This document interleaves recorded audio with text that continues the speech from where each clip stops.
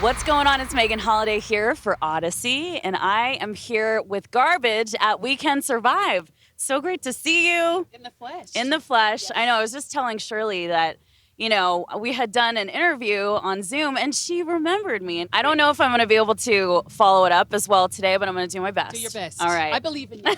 Thank you very much. Well, you look absolutely gorgeous. I love this dress. It is so cool. Yeah, I have to say this dress is spectacular. It really is. Yeah, you chose a really good one. Thanks, and we kind of match, which is quite well, I wanted to look my awesome. best. I mean, I'm, hanging out with Garbage today, so this is a really great day.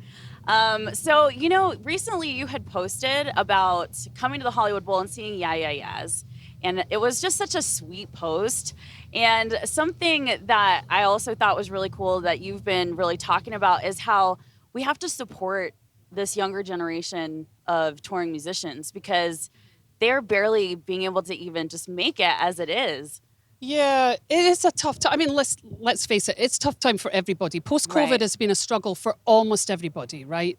But it has really impacted the musical community quite considerably. Now, we were really lucky. We emerged in the 90s when you could sell records. And so, I own my own home. It's kind of a miracle, but I do, and we were really lucky that we didn't come out right now where you see all these amazing musicians and they are very popular and they are living hand to mouth. They are not even earning a minimum wage, and they're holding down jobs and they're traveling without insurance, and they didn't get any government bailouts during COVID. They just got left literally to the dogs.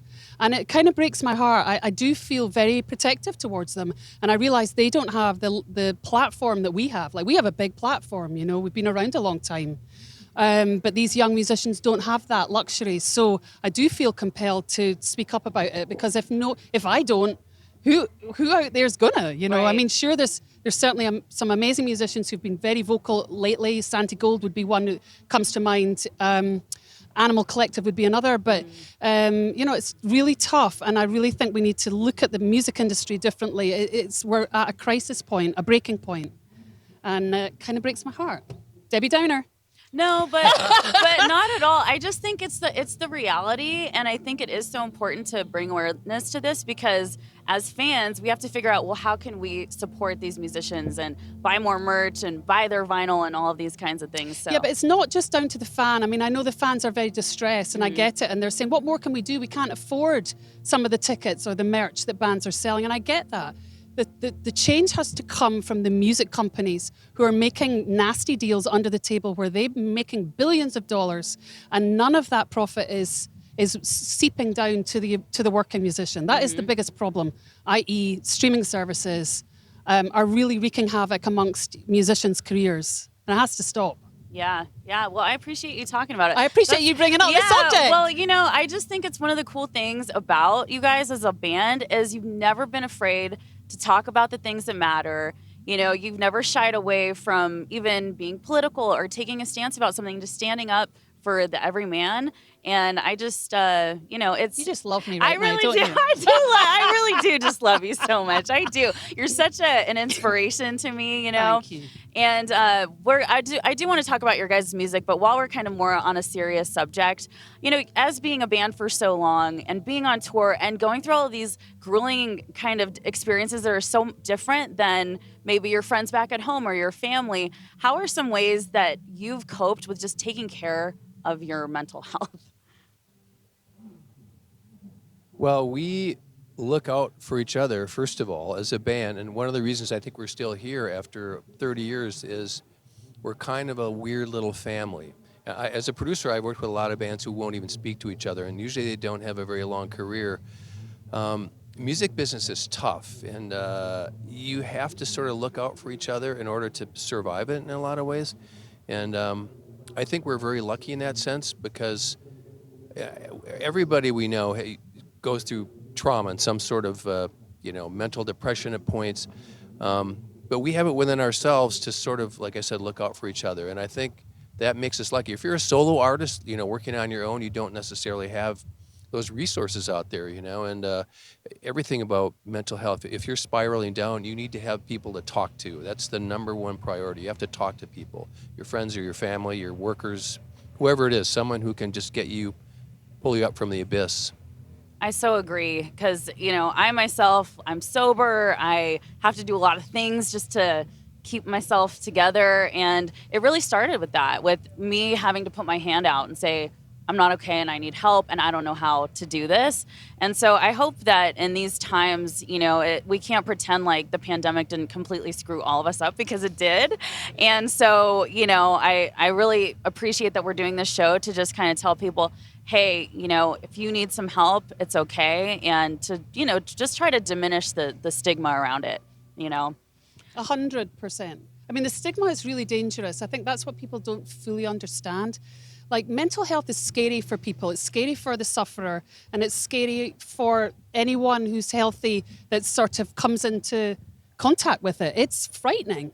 You don't know what to do. You don't know what to say, and so these stigmas have developed that are very, very difficult to eradicate. There's a lot of stuff about surrounding suicide that really is a fallacy. It's not true that someone who's suffering from suicidal thoughts is selfish. That is just not a truism. It's somebody who's very sick and needs help.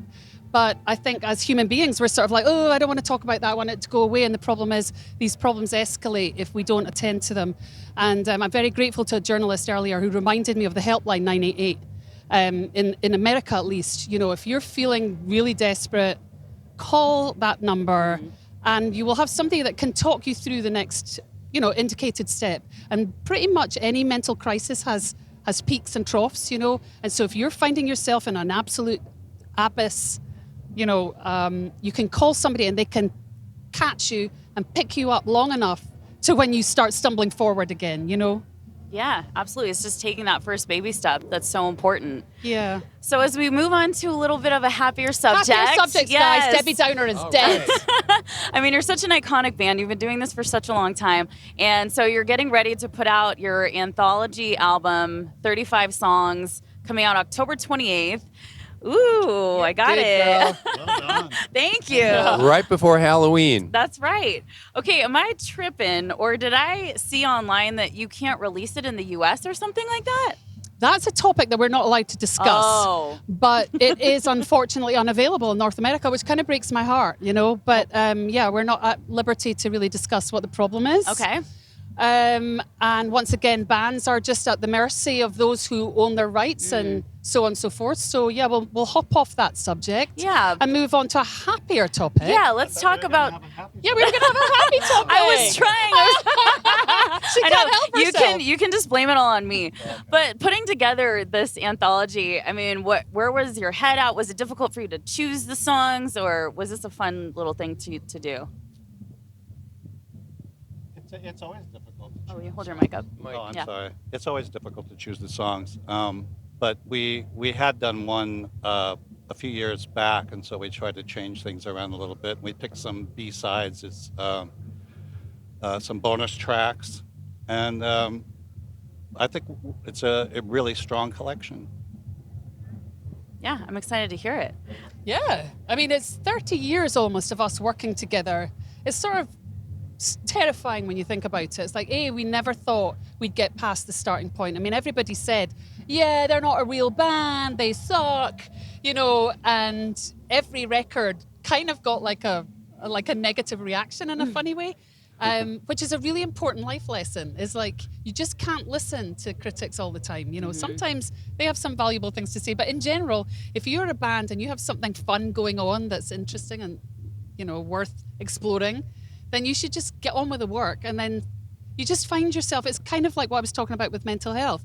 You manage to string together 24 hours of survival. And then before you know it, you're looking back and you're like, oh my God, this is like 3 decades of us twerps, like managing to have a 30-year career in the music industry that's not favorable to anyone over 25, let alone 55. It's so beautiful. It is beautiful. It's amazing. Yeah, it really is. And I felt like getting to see you open up for Tears for Fears, because those must be some of your idols. And then, so getting to see you guys do that. And you did this incredible version of I'm Only Happy When It Rains, where it started with piano and then it just like built and built, and it was so beautiful. So how was it opening up for them? Do you have a story at all about that experience? Steve, how did you enjoy Steve has rocking been with very Tears for talkative. Just when Fears? you brought that up, I was just thinking how lucky we've been with all these people we've toured with for years and years. But Tears for Fears, they were great, awesome guys, great band, and iconic music. And Blondie for me was a highlight of my life to get to play my with those guys. And Alanis, we're just fresh off Alanis, full for band sure. Alanis. And we're really excited to see her again tonight. Yeah, absolutely. You guys have really done it all and seen it all, and you're still Almost going, all. which is just so awesome. Just. So you've got a new single coming out next week, Yes. Witness to My Love, right? To Witness Your Love? Oh my God, now you've got me going. Uh-oh. Witness to Your Love. Witness to Your Love. Almost got Yes. it. So what can you tell me a little bit about this single? Well, again, Debbie Downer's back It's okay, we love her. no. We love Debbie. because actually we wrote that song a long time ago, and the lyrics were really written about my girlfriend that I grew up with in Edinburgh, who lost her young husband. And like, he was a really healthy guy, and then he got this weird virus, and it took him out of the game in like 24 hours. She was left with like 5 children, one who was 18 months old. It was terrible. And it was almost like, and I think a lot of people experience this with death, is like, it feels like, some alien has come down and plucked the person you love and tossed them into the ether, and you never see them again, and you don't know where they went. And this song was kind of me saying to my girlfriend, I saw him. I know he existed, and he's somewhere else, but he was there.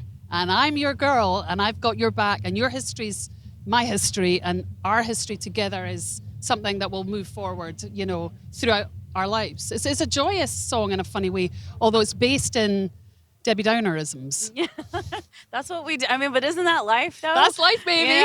It's like life. Yep. Life hurts, but then Yeah. we can move on. We have people to help us get through it. We can learn how to laugh about it. We can remember the good times. All Yeah. of that, So it's okay. I'm loving our whole Debbie Downerism Yeah, it's thing. quite good, isn't it? It really You're is. my kind of person, I can tell. Don't get Dookie Downer going too, okay? Oh, because God. when Yeah, they 'cause when get you get us going, both we really bring it down. That sounds dangerous.